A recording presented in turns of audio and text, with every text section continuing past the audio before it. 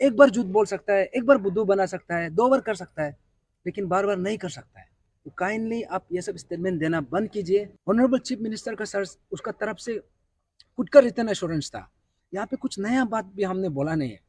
जो भी बोला है ऑनरेबल चीफ मिनिस्टर 18 फरवरी में जो आपने जो कमिटमेंट दिया था, हम उसी पे बात कर रहे हैं।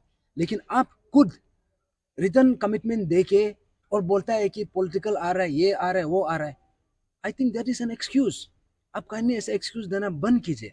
रिसेंटली सीएम का याजली में विजिट था, तो वहाँ पे भाषण करते हुए उन्होंने कहा है कि जितने भी पैन अरुणाचल की डिमांड है उनको फुलफिल किया गया है, लेकिन पॉलिटिकल प्रेशराइज मतलब आप लोग का पॉलिटिकल इन्वॉल्वमेंट के कारण से ये मुद्दा जो है आगे बढ़ रहा है बोला। तो इसके विषय में आपको क्या बोलना है? देखिए 13 पॉइंट्स चार्टर ऑफ डिमांड हो या फिर बाकी रिलेटेड पॉइंट्स हो, जैसे लास्ट टाइम हम जब पीसफुल सिटीजन धरना में था, उसमें जैसे आपने पूछा है कि ऑनरेबल चीफ मिनिस्टर खुद बोला था कि 13 पॉइंट्स को हम लोग फुलफिल कर दिया।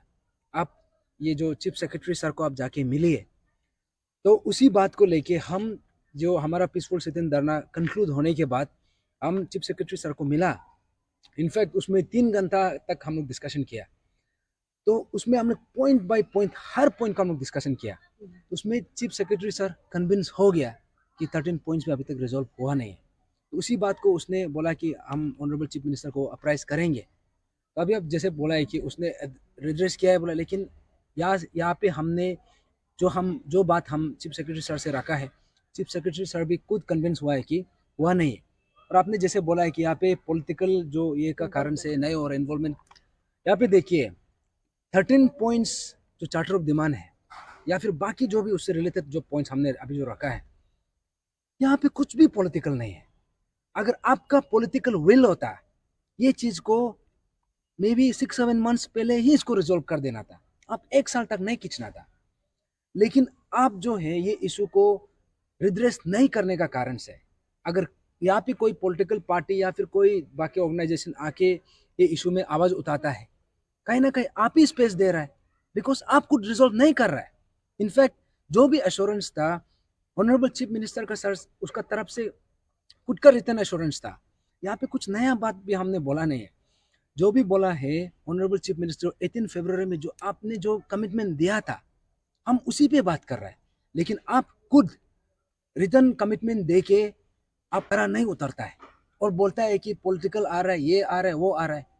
I think that is an excuse. आप कहीं ऐसे एक्सक्यूज देना बंद कीजिए। यहाँ पे पॉलिटिकल हो, ये हो, कुछ भी ऐसे कुछ बात नहीं है। अगर कोई आके यहाँ पे बात कर रहा है, यहाँ पे कोई आके इशू को उतारा है, तो उसका एक ही कारण है, वो आप खुद है। आप स्पेस दे रहा है।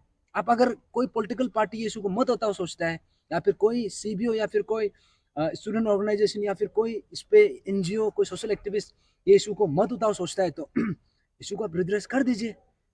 I think that is the simplest answer.